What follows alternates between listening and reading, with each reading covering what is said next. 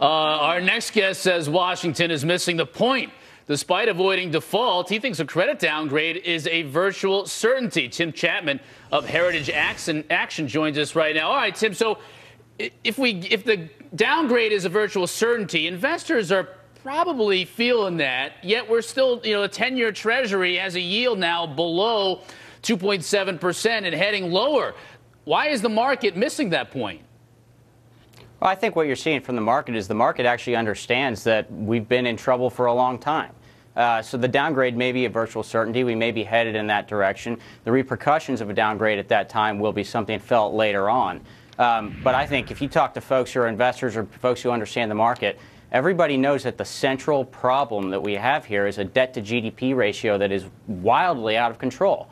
And what we've done here in Washington over the course of the last week is put a Band-Aid on it, slap the Band-Aid on it, everyone run out of town for all of August and hope and pray that no one pays attention to this and this is all behind us. And then we're going to pivot, and we're going to pivot to another issue set. But the real issue, again, is debt-to-GDP ratio that threatens the long-term fiscal prosperity of this nation. Tim, do you believe that this super committee, this committee bipartisan, at least a bipartisan nature of the makeup, is going to help us reach and get something to a proposal and really getting to that notion of tackling our overall debt levels? Will we start to see real change with this new committee that's been formed? I'm skeptical of super committees.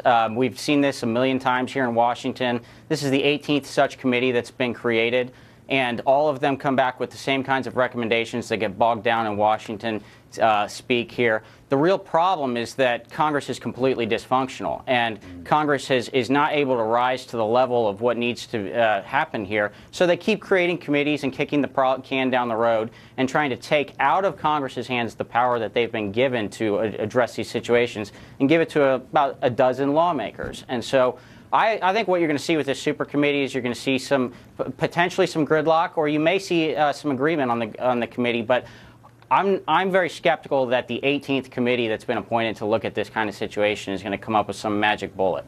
Tim, how do we actually affect real change in D.C.? Because let me just paint this scenario. 2012, Republicans take over not only the House, but also the Senate and the White House. Yeah.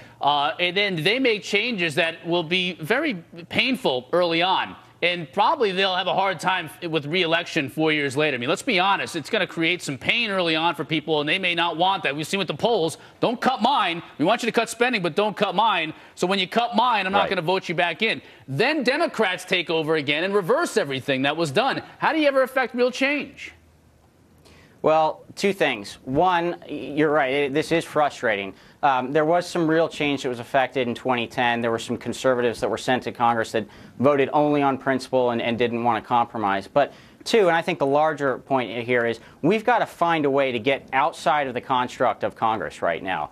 And we've got to find a way to have Congress put in a situation where they can actually address the issue.